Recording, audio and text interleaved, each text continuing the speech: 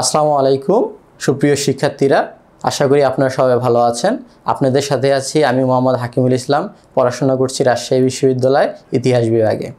আজকে আমরা যে বিষয় নিয়ে আলোচনা করব তা হচ্ছে বাংলাদেশের সীমান্তবর্তী জেলা, বাংলাদেশের সমুদ্র সীমা এবং বাংলাদেশের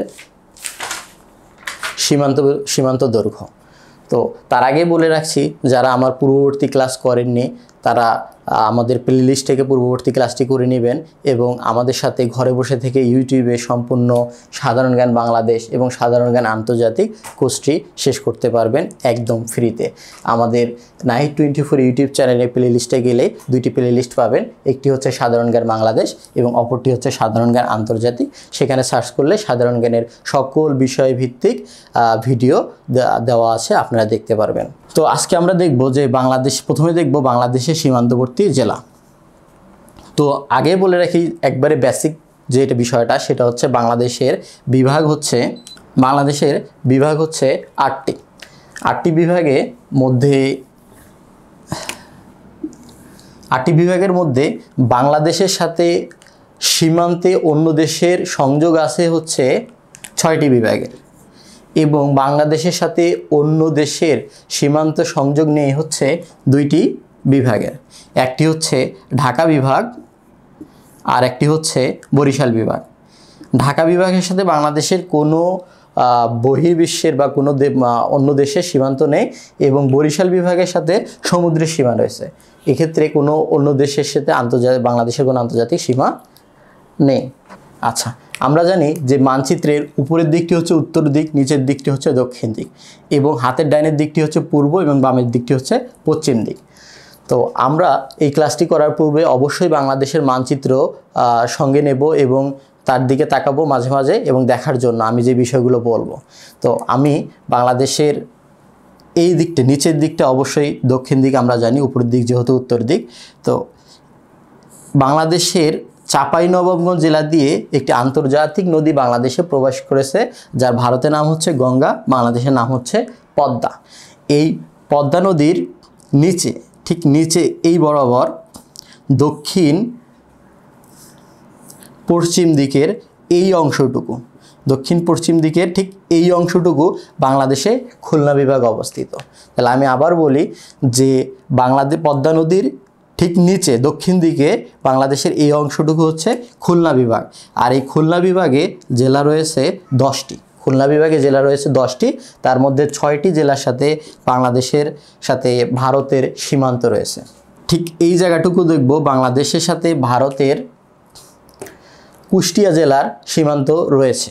তার পরবর্তীতে আমরা মানচিত্রে দেখব ঠিক এই জায়গাটুকু, এটা হচ্ছে কুষ্টিয়া, এটা হচ্ছে মেহেরপুর, এটা হচ্ছে কুষ্টিয়া, এটা হচ্ছে মেহেরপুর। তাহলে বাংলাদেশের সাথে ভারতের দক্ষিণ পশ্চিম দিকে যে প্রথম যে সীমান্ত সেটা দেখলাম হচ্ছে পদ্মা নদীর নিচে হচ্ছে কুষ্টিয়া এবং কুষ্টিয়ার দক্ষিণ পশ্চিম দিকে যে জেলাটি অবস্থিত সেটা হচ্ছে মেহেরপুর এবং মেহেরপুরের এই জায়গাটুকুই দেখব, এই যে অল্প একটু জায়গা দেখব আমরা যে সীমান্ত রয়েছে ভারতের সাথে মানচিত্রে, সেটা হচ্ছে চুয়াডাঙ্গার পরে আমরা দেখব হচ্ছে ঝিনাইদহের সাথে, চুয়াডাঙ্গার দক্ষিণ পশ্চিম দিকে আমরা দেখব হচ্ছে ঝিনাইদহের সাথে বাংলাদেশ এবং ভারতের সীমান্ত সংযোগ রয়েছে। এরপরে আমরা দেখব হচ্ছে যশোরের সাথে বাংলাদেশ এবং ভারতের সীমান্ত রয়েছে। তাহলে আমরা বলতে পারি যে ঝিনাইদহের দক্ষিণ পশ্চিম দিকে যশোরের সাথে বাংলাদেশ এবং ভারতের সীমান্ত সংযোগ রয়েছে। এরপরে যে জেলাটি রয়েছে তা হচ্ছে সাতক্ষীরা এবং বাংলাদেশের সর্বদক্ষিণ পশ্চিমের যে জেলাটি সেটি হচ্ছে সাতক্ষীরা। তো পরীক্ষার মধ্যে যদি আসে যে বাংলাদেশের সর্বদক্ষিণ পশ্চিমের জেলা কোনটি, তা হচ্ছে সাতক্ষীরা। তাহলে আমরা দেখলাম যে খুলনা বিভাগে 10টি জেলা রয়েছে, তার মধ্যে 6টি জেলার সাথে বাংলাদেশের সংযোগ রয়েছে। তার আগে বলে রাখি যে বাংলাদেশের মোট জেলা হচ্ছে 64টি। বাংলাদেশের মোট জেলা হচ্ছে 64টি। এই 64টি জেলার মধ্যে 32টি জেলার সীমান্ত রয়েছে অন্য দেশের সাথে, আর বাকি জেলাগুলো সীমান্ত নেই, সেগুলো বাংলাদেশের অভ্যন্তরে অবস্থিত। এখন এই 32টি জেলার মধ্যে বাংলাদেশের সাথে বাংলাদেশ ভারত সীমান্ত হচ্ছে 30টি জেলার। এই 32টি জেলার মধ্যে বাংলাদেশ ভারত সীমান্ত রয়েছে 30টি জেলার, আর বাংলাদেশ মায়ানমার সীমান্ত রয়েছে 3টি জেলার। বাংলাদেশের সাথে ভারতের সীমান্ত রয়েছে 30টি এবং মায়ানমারের সাথে রয়েছে 3টি। সর্বমোট হওয়ার কথা হচ্ছে 33টি, কিন্তু বাংলাদেশের সাথে বাংলাদেশের সাথে অন্য দেশের সীমান্ত রয়েছে সর্বমোট 32টি। কেন 33টি না হয়ে 32টি হয়েছে এটা দেখার জন্য আপনারা এই সম্পূর্ণ ভিডিওটা দেখুন, ইনশাআল্লাহ আপনারা এই বিষয়ে পরিষ্কার ধারণা পাবেন। আমরা এখানে দেখতে পাচ্ছি পদ্মা নদীর যে উপরে উত্তর দিকে এখানে বাংলাদেশের একটি বিভাগ অবস্থিত, একেবারে যমুনা নদী পর্যন্ত এখানে এই জায়গাটুকু, এটা হচ্ছে রাজশাহী বিভাগ। এই রাজশাহী বিভাগে 8টি জেলা রয়েছে। রাজশাহী বিভাগে সর্বমোট জেলা রয়েছে 8টি। এই 8টি জেলার মধ্যে 4টি জেলার সাথে ভারতের সীমান্ত রয়েছে। যদি আমরা পদ্মা নদীর একেবারেই তীরে দেখি তাহলে আমরা দেখব যে রাজশাহী তার সাথে রয়েছে, তার উত্তর পূর্ব দিকে রয়েছে চাঁপাইনবাবগঞ্জ, তার উত্তর পূর্ব দিকে আছে নওগাঁ, তার উত্তর পূর্ব দিকে আছে জয়পুরহাট। এই রাজশাহী বিভাগের 8টি জেলার সাথে 4টি জেলার সীমান্ত রয়েছে ভারতের। তাইলে আমরা দেখতে পারি রাজশাহী, চাঁপাইনবাবগঞ্জ, তারপর হচ্ছে নওগাঁ, আর এই নওগাঁর বদলগাছিতে অবস্থিত সোমপুর বিহার, আর এটি হচ্ছে জয়পুরহাট।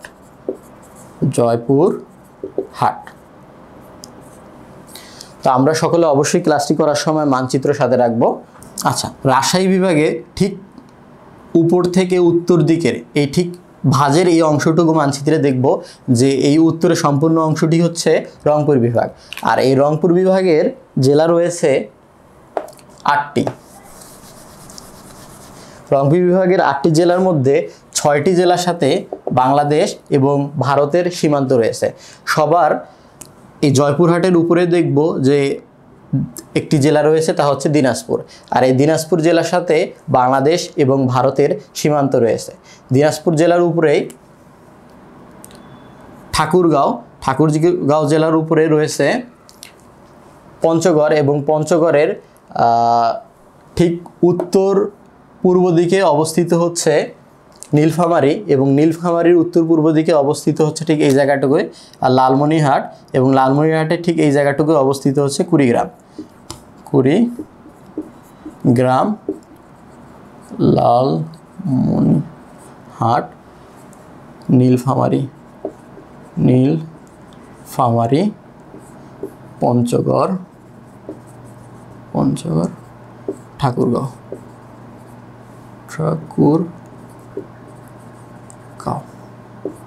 তাহলে আমরা দেখলাম যে রংপুর বিভাগে মোট 8টি জেলা রয়েছে, তার মধ্যে 6টি জেলার সাথে ভারত বাংলাদেশের সীমান্ত রয়েছে। একটি হচ্ছে দিনাজপুরের উত্তর পূর্ব দিকে রয়েছে ঠাকুরগাঁওয়ের উত্তর পূর্ব দিকে রয়েছে পঞ্চগড়, পঞ্চগড়ের পূর্ব দিকে রয়েছে নীলফামারী, তার পূর্ব দিকে লালমনিরহাট, এবং তার পূর্ব দিকে হচ্ছে কুড়িগ্রাম। তাহলে আমরা মোট 6টি জেলার সাথে ভারতের সীমান্ত পাচ্ছি। রংপুর বিভাগের পরেই আমরা দেখব বাংলাদেশের সর্বশেষ যে বিভাগটি ময়মনসিংহ বিভাগ। এই ময়মনসিংহ বিভাগে 4টি জেলা রয়েছে, আর এই 4টি জেলার সাথেই ভারত বাংলাদেশের সীমান্ত রয়েছে। ময়মনসিংহ বিভাগে সর্বমোট জেলা রয়েছে 4টি, আর এই 4টি জেলার সাথেই ভারত এবং বাংলাদেশের সীমানা রয়েছে। সেটা হচ্ছে জামালপুর। এই জামালপুর জেলাটি আমরা এখানে দেখতে পাচ্ছি যে প্রায় অনেকটা এই ব্রহ্মপুত্র নদীর কাছে একবারে অবস্থিত, এবং এই জামালপুর জেলার এই পূর্ব দিকে অবস্থিত হচ্ছে শেরপুর, তার পূর্ব দিকে হচ্ছে ময়মনসিংহ, এবং তার পূর্ব দিকে হচ্ছে নেত্রকোনা জেলা অবস্থিত। আর এই 4টি জেলায় সাথে হচ্ছে ভারতের সীমান্তবর্তী সংযোগ রয়েছে। আরও আমরা এই কর্নারে দেখতে পাচ্ছি হচ্ছে সিলেট বিভাগ। সিলেট বিভাগেও মোট 4টি জেলা আছে। অদ্ভুত বিষয় হচ্ছে এই 2টি বিভাগ একসাথে লাগানো রয়েছে, যে 2টি বিভাগে 4টি করে জেলা রয়েছে, এবং 4টি করে জেলার সাথে ভারতের সীমান্ত রয়েছে। আচ্ছা, আমরা মানচিত্রের দিকে তাকাই যে সিলেট বিভাগে 4টি জেলা রয়েছে। একটি হচ্ছে সুনামগঞ্জ, যেটি নেত্রকোনার পূর্ব দিকে অবস্থিত, এবং সুনামগঞ্জের পূর্ব দক্ষিণ দিকে অবস্থিত হচ্ছে সিলেট, এবং সিলেট জেলার পূর্ব দক্ষিণ দিকে অবস্থিত হচ্ছে মৌলভীবাজার, এবং মৌলভীবাজারের দক্ষিণ দিকে অবস্থিত হচ্ছে হবিগঞ্জ। আর এই 4টি জেলার সাথে ভারতের সীমান্ত রয়েছে, সংযোগ রয়েছে। আর এর পরবর্তীতে ঠিক এই চট্টগ্রাম বিভাগ অবস্থিত। ঠিক চট্টগ্রাম বিভাগে 11টি জেলা রয়েছে। চট্টগ্রাম বিভাগে মোট 11টি জেলা রয়েছে। তার মধ্যে প্রথম যেই জেলার সাথে ভারতের সীমান্ত রয়েছে তা হচ্ছে ব্রাহ্মণবাড়িয়া। এই ব্রাহ্মণবাড়িয়া বা বিবাড়িয়া মহাদেশের সাথে ভারত বাংলাদেশের সম্পর্ক রয়েছে। তারপরে রয়েছে হচ্ছে কুমিল্লা। এই কুমিল্লার সাথে ভারত এবং বাংলাদেশের সম্পর্ক রয়েছে। এই কুমিল্লা জেলা কিন্তু ভারতের ত্রিপুরা রাজ্যের একেবারেই সাথে লাগানো, কেননা এটা এক সময় ভারতের ত্রিপুরা রাজ্যের অন্তর্ভুক্ত ছিল বা ওই জায়গাটি ওখানে ছিল। এর পরবর্তীতে এই ভাঁজটায় আমরা দেখতে পাবো এখানে একটা নদী আছে, ফেনী নদী। এই জেলাও আছে হচ্ছে ফেনী জেলা। এই জেলার সাথে হচ্ছে ফেনী, এই ফেনী জেলার সাথে হচ্ছে ফেনী জেলার সাথে হচ্ছে ভারত এবং বাংলাদেশের সীমান্ত সংযোগ রয়েছে। ঠিক ভাঁজের এই জায়গায় অল্প একটু অংশ ধরে এই জায়গা হচ্ছে চট্টগ্রামের সাথে ভারত এবং বাংলাদেশের সীমান্ত রয়েছে। এরপরে আমরা দেখব যে পার্বত্য চট্টগ্রামের যে 3টি হচ্ছে জেলা রয়েছে, একটি হচ্ছে খাগড়াছড়ি, আরেকটি হচ্ছে রাঙামাটি, আরেকটি হচ্ছে বান্দরবন। এই 3টির মধ্যে খাগড়াছড়ির সাথে ভারত বাংলাদেশের সীমান্ত রয়েছে। আর এই রাঙামাটি আমরা এখানে এই লাইনটি দ্বারা দেখতে পাচ্ছি যে ভারতের সাথে উপরের এই অংশটুকু রাঙামাটির সীমান্ত রয়েছে, কিন্তু রাঙামাটির প্রায় অর্ধেক অংশ কিন্তু মায়ানমারের সাথে সম্পর্ক রয়েছে। তাইলে আমরা উপরের যেই জেলাগুলোর সাথে ভারত বাংলাদেশের সীমান্ত রয়েছে সেখানে আমরা যদি কাউন্ট করি তাহলে সর্বমোট হবে হচ্ছে 29টি জেলা। সর্বমোট কতটি হবে? 29টি জেলা। অর্থাৎ আমরা বলতে পারি যে ভারত এবং বাংলাদেশের ঠিক এই জায়গা থেকে, সাতক্ষীরা থেকে শুরু করে ঘুরে এই জায়গায় খাগড়াছড়ি পর্যন্ত, এই খাগড়াছড়ি পর্যন্ত 29টি জেলার সাথে ভারত বাংলাদেশের পূর্ণাঙ্গ সীমান্ত রয়েছে। তাহলে ভারত বাংলাদেশের পূর্ণাঙ্গ সীমান্ত রয়েছে হচ্ছে 29টি জেলার সাথে। আর এই যে রাঙামাটি যে জেলাটি আমরা পেয়েছি, এই জেলাটি সাথে ভারত এবং ভারতের কিছু অংশ সীমান্ত রয়েছে, কিছু অংশ হচ্ছে মায়ানমারের সীমান্ত রয়েছে।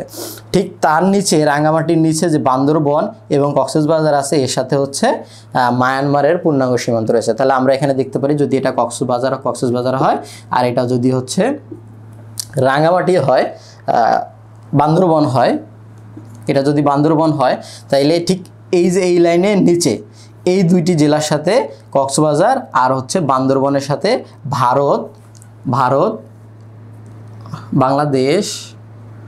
বাংলাদেশ আর মায়ানমার। তাইলে বাংলাদেশ এবং মায়ানমারের সাথে 2টি জেলার পূর্ণাঙ্গ সীমান্ত রয়েছে।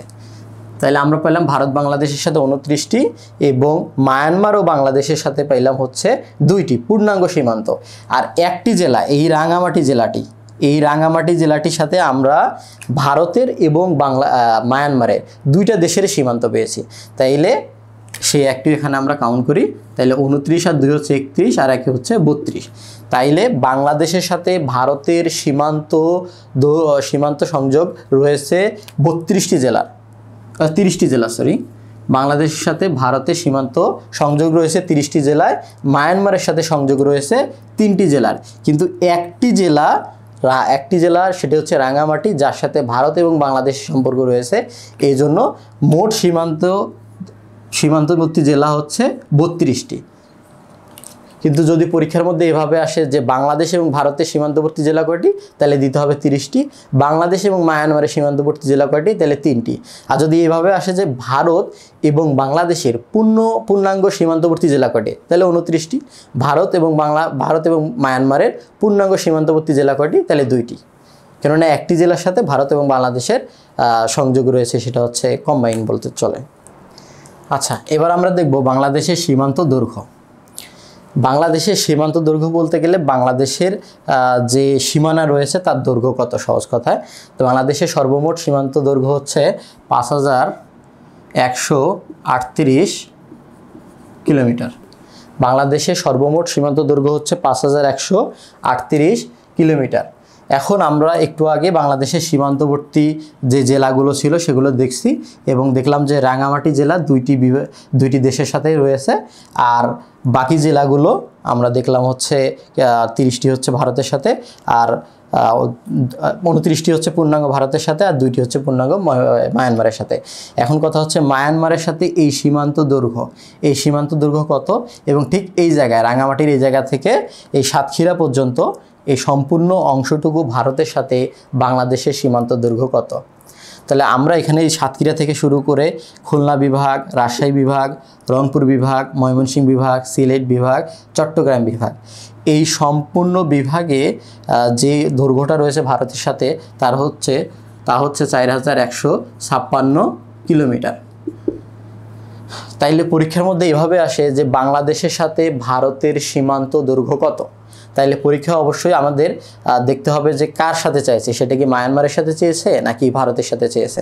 তাইলে সাতক্ষীরা জেলা থেকে শুরু করে একেবারে রাঙামাটি পর্যন্ত, ঠিক এই জায়গা পর্যন্ত ভারত এবং বাংলাদেশের যে সীমান্ত দৈর্ঘ্য রয়েছে তা হচ্ছে 4156 kilometre.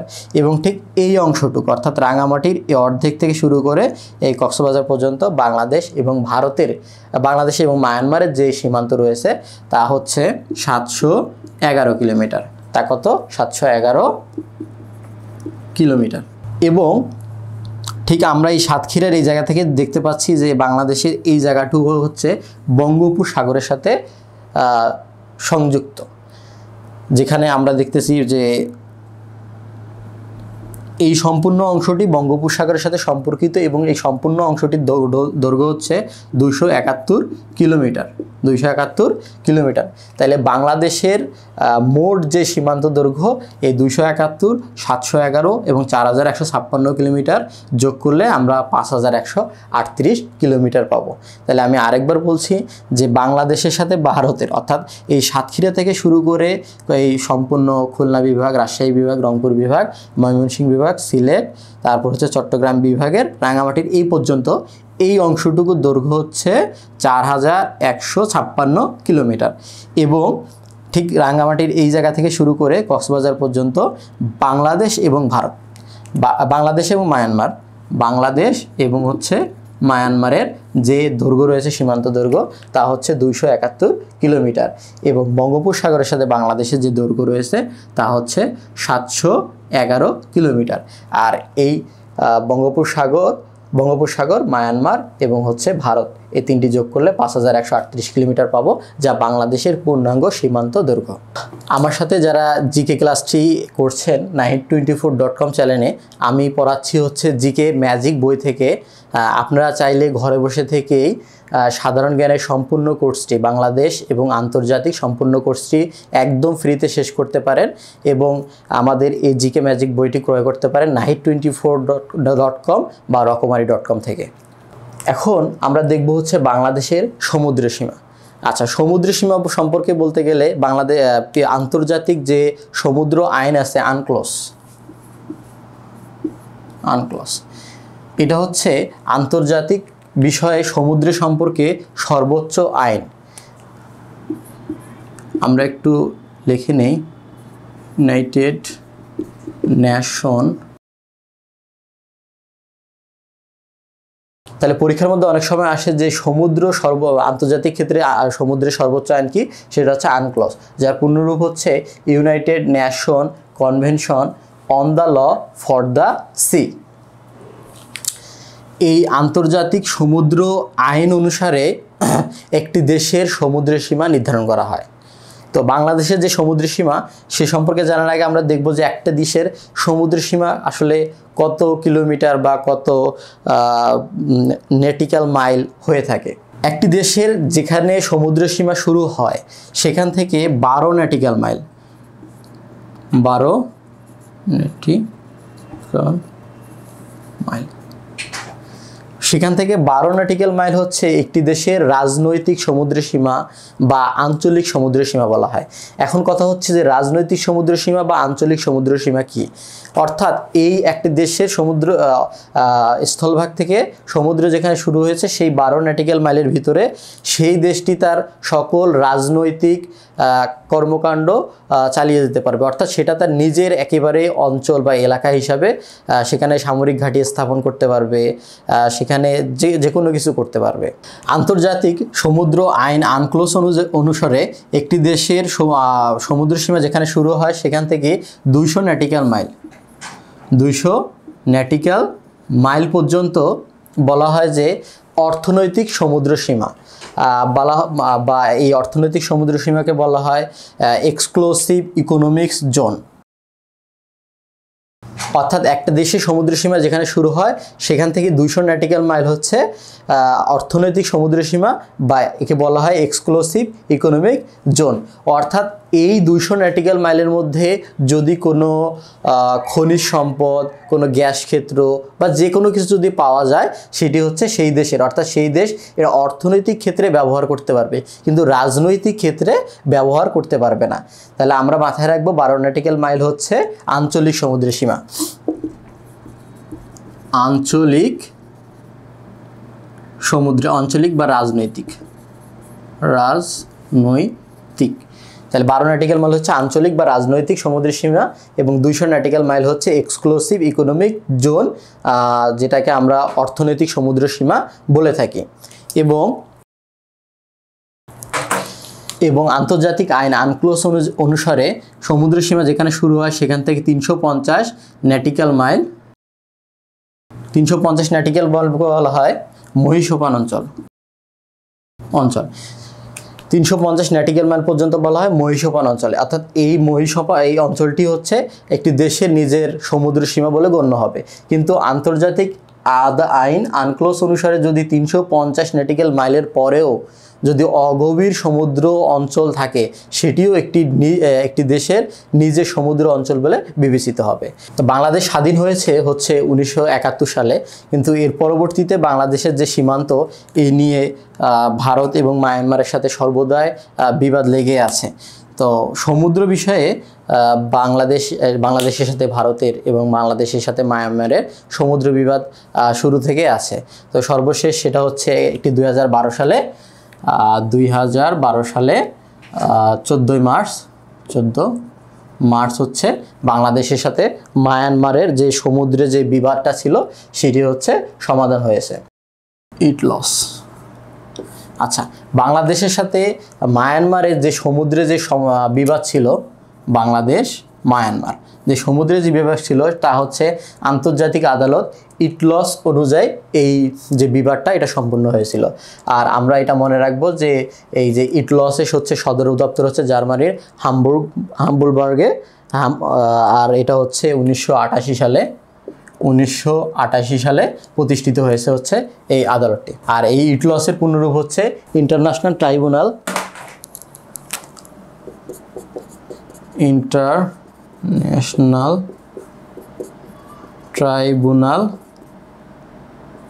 Of the law for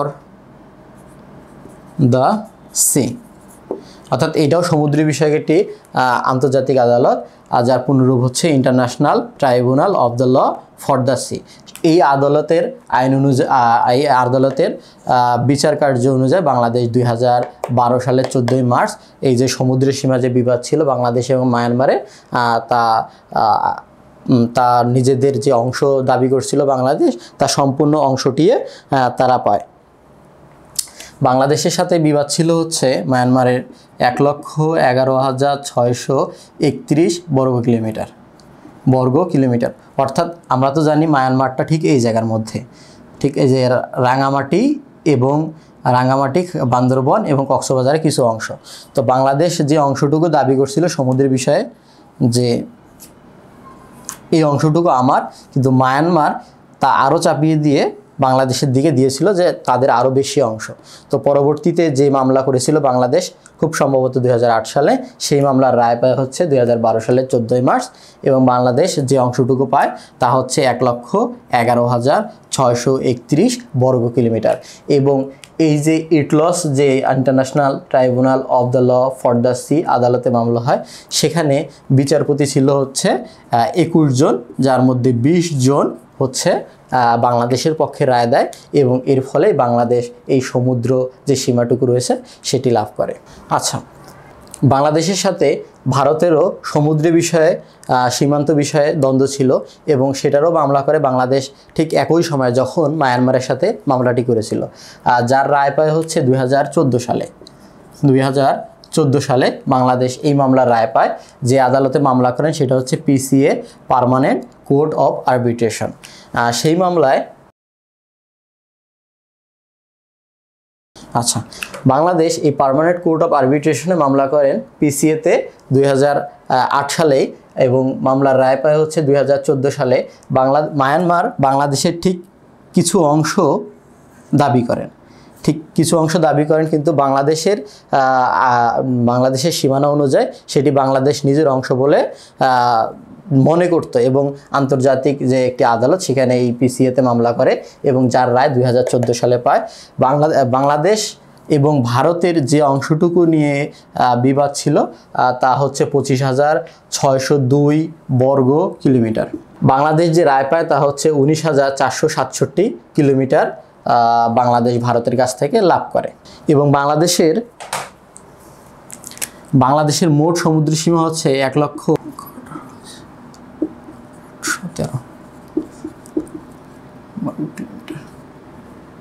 আচ্ছা, বাংলাদেশের সর্বমোট যে সীমান্ত রয়েছে, সমুদ্র সীমা রয়েছে তা হচ্ছে 1,18,813 বর্গ কিলোমিটার। বিভিন্ন প্রতিযোগিতামূলক প্রশ্ন আসে যে বাংলাদেশের সর্বমোট সমুদ্র সীমা কত, বাংলাদেশের সাথে মায়ানমারের যে সমুদ্র সীমা নিয়ে বিবাদ হয়েছে সেটা কোন কোর্টে হয়েছিল, তারপরে কত সালে সেটির রায় দেয়, তারপরে হচ্ছে বাংলাদেশের সাথে মায়ানমারের সমুদ্র সীমা বিবাদের অঞ্চল কতটুকু ছিল। তো আমরা এতক্ষণ যা সমুদ্র সীমা নিয়ে আলোচনা করছি, আশা করি এই ক্লাসগুলো মনোযোগ দিয়ে দেখলে আপনি এই সমুদ্র সীমা সম্পর্কে যে কোনো প্রশ্ন আসলে আপনি সঠিক উত্তর করতে পারবেন। আচ্ছা, আমরা এখন যে বিষয়টি নিয়ে আলোচনা করব তা হচ্ছে বাংলাদেশের ছিটমহল। আসলে ছিটমহল বিষয়টা কি? ছিটমহল বিষয়টা হচ্ছে একটি স্বাধীন দেশ বা একটি স্বাধীন দেশের মধ্যে অপর একটি স্বাধীন দেশের কিছু ভূখণ্ড, খুবই ক্ষুদ্র কিছু ভূখণ্ড আছে, অর্থাৎ একটা স্বাধীন দেশে আরেকটা স্বাধীন দেশের কিছু অংশ রয়ে গেছে, সেটা হচ্ছে ছিটমহল। তো বাংলাদেশে 1947 সালে যে ভারত পাকিস্তান বিভক্ত হয়, এই বিভক্ত হওয়ার পর থেকেই যে এই ছিটমহল সমস্যা শুরু হয়। কেননা দেখা যায় যে ভাই বোনের যে অধিকারগুলো ছিল, সম্পত্তির যে অধিকার, যে রাজারা ছিল তাদের দেখা গেল বোনদেরকে বিভিন্ন জায়গায় ক্ষুদ্র ক্ষুদ্র অংশ দিয়েছিল। আর পরবর্তীতে 1947 সালের 14ই আগস্ট হচ্ছে পাকিস্তান, 15ই আগস্ট হচ্ছে ভারত যে বিভক্ত হয়েছে, বিভক্ত হওয়ার পর থেকে এই ছিটমহল সমস্যা শুরু হয়েছে। তো পরীক্ষা আসতে পারে যে ছিটমহল সমস্যা কবে থেকে শুরু হয়েছে। তো আমরা এটা মনে রাখবো যে 1947 সাল থেকে ছিটমহল সমস্যা উদ্ভব ঘটে। বাংলাদেশ এবং ভারতের যে ছিটমহল সমস্যা, তো সেই সমস্যার জন্য সর্বপ্রথম যে চুক্তিটা হয় সেটা হচ্ছে 1974 সালের 16ই মে। 1974 সালের এই 16ই মেতে সর্বপ্রথম মুজিব ইন্দিরা শান্তি চুক্তি হয়, সেটা মানে সীমান্ত চুক্তি হয়। চুক্তি হলো, এই চুক্তির মধ্যে বাংলাদেশের যে ছিটমহল সমস্যা ছিল বাংলাদেশ ভারত, তা আসলে সম্পূর্ণভাবে নিষ্পত্তি হয়নি। তো পরবর্তীতে 2015 সালের 1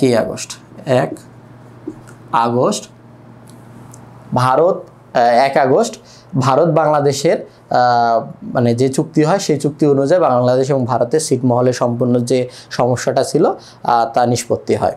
এবং এই 2015 সালের এই চুক্তির ফলে ভারত তার নিজের সংবিধান পরিবর্তন করে, এবং পরিবর্তন করে এই সীমান্তর যে সমস্যা তা নিষ্পত্তি করে। কিন্তু বাংলাদেশ 1974 সালেই বাংলাদেশের সংবিধান পরিবর্তন করে এই ছিটমহলের সমস্যা সমাধান করেছিল। বাংলাদেশের ভিতরে ভারতের ছিটমহল ছিল হচ্ছে 111টি, এবং ভারতের ভিতরে বাংলাদেশের ছিটমহল ছিল হচ্ছে 51টি। তো এই ছিটমহলগুলো নিয়ে মূলত বিবাদ ছিল এবং বাংলাদেশের যেই জেলার মধ্যে সবথেকে বেশি ছিটমহল ছিল তাহলে হচ্ছে লালমনিরহাট জেলা। ঠিক আমরা এই জায়গায় দেখব হচ্ছে কুড়িগ্রাম জেলার পাশেই হচ্ছে নীলফামারী জেলার পাশে হচ্ছে লালমনিরহাট জেলা রয়েছে। সেই লালমনিরহাট জেলার মধ্যে 59টি ছিটমহল ছিল হচ্ছে ভারতের, এবং ভারতের যে কুচবিহার যে প্রদেশ রয়েছে, কুচবিহার যে অঞ্চল রয়েছে, এই কুচবিহার অঞ্চলের মধ্যে বাংলাদেশের সর্বোচ্চ হচ্ছে ছিটমহল ছিল হচ্ছে 47টি। বাকি যে প্রদেশগুলো ছিল হচ্ছে কুড়িগ্রাম, তারপরে হচ্ছে নীলফামারী বা এগুলোতে খুব কম সংখ্যক ছিটমহল ছিল। তো পরীক্ষার মধ্যে আসে যে বাংলাদেশের কোন জেলার মধ্যে ভারতের সবথেকে বেশি ছিটমহল ছিল। তো আমরা দেখাবো হচ্ছে লালমনিরহাট জেলা, এটা হচ্ছে লালমনিরহাট জেলা। এবং পরীক্ষার মধ্যে অনেক সময় আসে যে কতটি মনিরহাট জেলা, তো কতটি আসে সেটা আমরা অবশ্যই মনে রাখবো যে 59টি। এবং ভারতের যে কুচবিহার যে রাজ্য, সেই রাজ্যে বা বাংলাদেশের ছিটমহল ছিল 47টি। বাংলাদেশে কিন্তু মোট ছিটমহল ছিল হচ্ছে 51টি। এবং এর মধ্যে গুরুত্বপূর্ণ হচ্ছে ছিটমহল হচ্ছে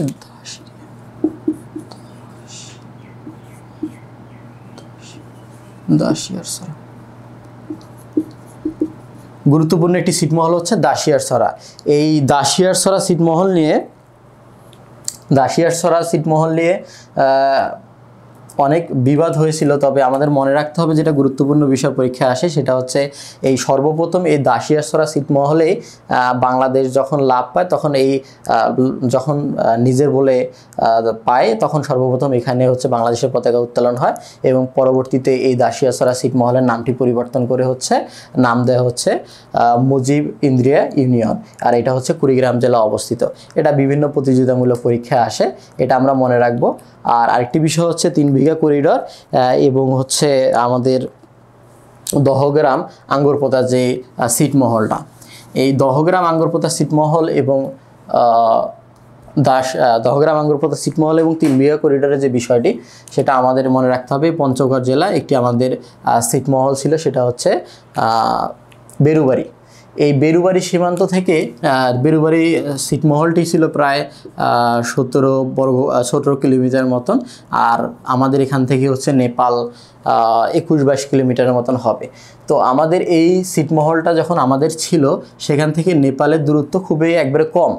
এবং আমাদের আমরা যে ট্রানজিট যে ইউজ করে যে নেপালে যাই বা ব্যবসা বাণিজ্য করি, সেটা যদি এই ছিটমহলটা আমাদের থাকতো, তাহলে কিন্তু আমাদের আর প্রয়োজন হতো না ভারতের থেকে ট্রানজিট নেওয়ার। এবং ভারতের যে 7টি সীমা আছে, 7 সিস্টার আছে, আমরা পূর্ববর্তী ক্লাসে দেখেছিলাম। এই 7 সিস্টারগুলোই কিন্তু ভারতের জন্য মানে স্বাধীন হয়ে যাওয়ার একটা হুমকি থাকতো। তো এই যে বেরুবাড়ি যে সীমান্ত রয়েছে, এই সীমান্তটি কিন্তু ভারত বাংলাদেশ যে ছিটমহল সমস্যা ছিল, চুক্তির ফলে ভারত বাংলাদেশের থেকে নিয়ে নেয়। এবং দহগ্রাম আঙ্গুরপোতার যে ছিটমহলটা রয়েছে, এই ছিটমহলটা হচ্ছে বাংলাদেশকে দেয়। 3 বিঘা করিডোর যে জায়গাটা আছে, করিডোর মানে তো হচ্ছে রাস্তা, আমরা স্বাভাবিকভাবে জানি যে রাস্তাটার হচ্ছে আয়তন হচ্ছে 178 গুণন হচ্ছে 75 মিটার। এই রাস্তাটি হচ্ছে দহগ্রামে যে আঙ্গুরপোতা যে গ্রামটি ছিল, এই গ্রামে হচ্ছে যাতায়াত করতো। আর আমরা মনে রাখবো যে এই দহগ্রাম আঙ্গুরপোতা যে গ্রামটি, এই গ্রামটি বা এই ছিটমহলটি যদিও ভারতে ছিল, গ্রামটির অধিকাংশ জনগণ হচ্ছে মুসলিম ছিল। ফলাফলস্বরূপ তাদের সাথে বাংলাদেশের একটা ভালো সম্পর্ক ছিল, তাদের সাথে ভারতের সেরকম সম্পর্ক ছিল না। তো এই ছিটমহল বিনিময়ের ফলে এই দহগ্রাম আঙ্গুরপোতা যে গ্রামটি রয়েছে, সেটি বাংলাদেশের হয়ে যায়। আর 3 বিঘা যে করিডোর আছে, 3 বিঘা করিডোর আর 3 বিঘা যে করিডোর আছে, এই 3 বিঘা করিডোর হচ্ছে 99 বছরের জন্য বাংলাদেশ ইজারা পায় আর কি। তো আমাদের মনে রাখতে হবে 3 বিঘা করিডোর সম্পূর্ণভাবে আমাদেরকে দিয়ে দেয়নি, এটা জাস্ট 99 বছরের জন্য ইজারা দিছে। আর হচ্ছে আমাদের এই যে দহগ্রাম আঙ্গুরপোতা যে ছিটমহলটা আছে, সেটা আমরা পেয়েছি। এবং ভারতের যে 111টা ছিটমহল এবং বাংলাদেশের যে 51টি ছিটমহল আছে, সেটি বিনিময় হয়ে যায় এবং নিজ দেশের বলে সকলে তার নিজ দেশের অংশ হিসাবে তা লাভ করে। আচ্ছা, আমি পড়াচ্ছি হচ্ছে জিকে ম্যাজিক বই থেকে। আমি পড়াচ্ছি হচ্ছে জিকে ম্যাজিক বই থেকে। আপনারা যারা ঘরে বসে ফ্রিতে হচ্ছে এই সাধারণ জ্ঞান বাংলাদেশ এবং আন্তর্জাতিক কোর্সটি শেষ করতে চান, চাকরি এবং বিশ্ববিদ্যালয় ভর্তির পূর্ণাঙ্গ প্রস্তুতি শেষ করতে চান, তারা বইটি ক্রয় করতে পারেন nahid24edu.com বা রকমারি.com থেকে। আর এখানে এই বইয়ের হচ্ছে কিছু সীমান্তবর্তী যে স্থানগুলো আছে,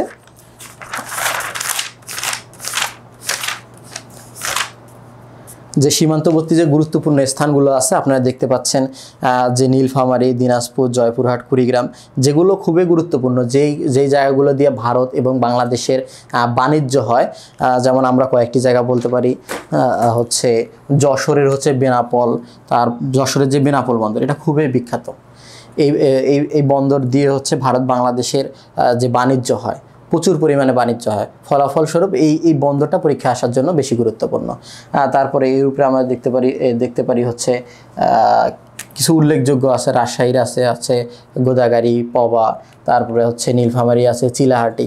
মনে না থাকলে আপনারা নিজের মতো করে মনে রাখার চেষ্টা করবেন। যেমন রাজশাহী থেকে যে তিতুমির এক্সপ্রেস ট্রেনটি যায় সেটি হচ্ছে একবারে চিলাহাটি পর্যন্ত যায়, অর্থাৎ একবারে বাংলাদেশ সীমান্তের শেষ পর্যন্ত যায়। তারপরে এই যে সিলেট হচ্ছে তামাবিল, একটা সীমান্ত, খুবই উল্লেখযোগ্য একটা সীমান্ত। এভাবে করে যে বাকি যে সীমান্তগুলো আছে আপনারা বইয়ের মধ্যে দেখবেন। এবং মানচিত্র, সহজ কথা বলতে গেলে আপনারা মানচিত্র খুলবেন এবং ভিজিবল করবেন যে আসলে উল্লেখযোগ্য 8-10টা যে সীমান্তবর্তী স্থানগুলো আছে সেগুলো হচ্ছে দেখার। আর এগুলো ভিজিবল করলে আশা করি ইনশাআল্লাহ পরীক্ষার মধ্যে আসলে আপনারা ভুল করবেন না। আচ্ছা, বাংলাদেশ সম্পর্কে আসলে বেসিক কিছু বিষয় পরীক্ষার মধ্যে মাঝে মাঝে আসে, সেই বিষয়গুলো জাস্ট আমরা একটু জানবো। সেটা হচ্ছে বাংলাদেশের বিভাগ রয়েছে 8টি, বাংলাদেশের সিটি কর্পোরেশন রয়েছে 12টি, সর্বশেষ যে সিটি কর্পোরেশন হয়েছে তা হচ্ছে ময়মনসিংহ। সর্বশেষে যে সিটি কর্পোরেশন হয়েছে তা হচ্ছে ময়মনসিংহ। এবং সব থেকে বড় যে সিটি কর্পোরেশন তা হচ্ছে গাজীপুর।